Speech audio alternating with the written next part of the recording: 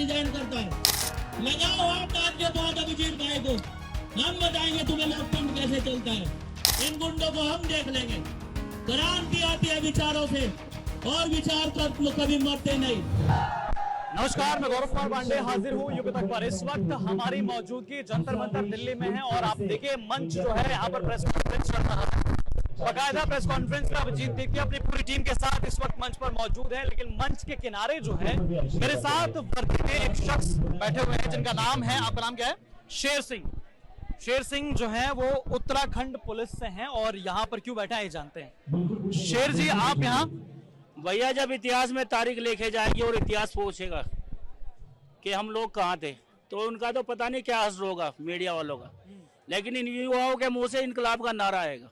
आप यहाँ क्यों है? लेकिन मैं यहाँ इसलिए आया हूँ यार, देश की हालत इस समय ये है कि 13 अप्रैल 1919 में जो जलियांवाला हत्याकांड हुआ था, ये 20 मार्च का हत्याकांड जो है उससे कम नहीं है। लोगों के बच्चे मर रहे हैं मिड-नाइट में, आत्महत्या कर रहे हैं कोटा में। यहाँ पे बहनों को और भाइयों को मारा जा रहा है। क्या करूं मैं इस नौकरी का जब देश ही नहीं बचेगा? नौकरी छोड़ दी? पाकिस्तान से नहीं, नौकरी छोड़ दी है। देश पाकिस्तान से नहीं बनता, देश बनता है देश की जनता से, देश बनता है इन युवाओं से, इन माताओं से, इन बहनों से। तो आप उत्तराखंड पुलिस की नौकरी छोड़ के आए हैं? मैं उत्तराखंड पुलिस की नौकरी छोड़ के इन कोकरेजों की रक्षा करने के लिए आया हूँ। जिसकी माँ ने दूध पिलाया, आओ लगाओ इनको हाथ। और जो ये गुंडे घूम रहे हैं ना भाजपा के, जो भाजपा के गुंडे घूम रहे हैं पुलिस की वर्दी में, अरे आओ यार, शेर सिंह खड़ा है अकेला है तुम्हारे सामने। राह में खतरे बहुत है, ठहरता कौन है? राह में खतरे बहुत है, ठहरता कौन है? मौत कल की हानि आ जाए, डरता कौन है? तेरी लश्कर के मुकाबले कांग्रेस कम है, मगर फैसला मैदान में होगा कि मरता कौन है। तो आप कहाँ तैनात थे? आप? मैं पिथौरागढ़ जनपद में तैनात था। तो आप अपने मतलब उच्च अधिकारी को कुछ रेजिग्नेशन या कुछ लेटर दे के आए? मेरे जैसे सैकड़ों सिपाही, हजारों सिपाहियों को दर्द है जो बहनों को घसीटा गया है। अगर मैं आज रिजाइन करता हूं तो उत्तराखंड सरकार कल हिल जाएगी। मेरे पीछे हजारों सिपाही आ रहे रिजाइन करने के लिए, क्योंकि उनकी बहनों को भी डंडे लगे। पुलिस का क्या परिवार नहीं होता? और पुलिस का जो जवान है वो किसी किसान का, गरीब का, मजदूर का बेटा है। याद रखना, ये जो IPS IAS आज चाट उगारता करके इन लोगों पर बर्बर लाठियां बजा रहे हैं। लोकतंत्र में जो सत्ता का खेल है वो वोट से पैदा होता है, तलवार से और राजा से नहीं होता। यहाँ वोट से राजा बनता है। जिस दिन सत्ता बदलेगी ना और कोई और गवर्नमेंट आएगी, इन चाटुकार अधिकारियों को बर्फ में लगा करके छोड़ देगी। तो आप मुझे बताइए, किसी अधिकारी को आपने बताया? अगर मैं किसी अधिकारी को बताता तो मेरे यहाँ पे नखून खींच करके वहीं और मेरा एनकाउंटर कर देते। अच्छा, नहीं बताया आपने? नहीं बताया मैंने। खतरा तो मुझे अब भी है, जैसे ही जाऊंगा यहाँ से उत्तराखंड का DGP मुझे डिटेन ना कर दे। लेकिन मैं चाहता हूँ कि देश बचे।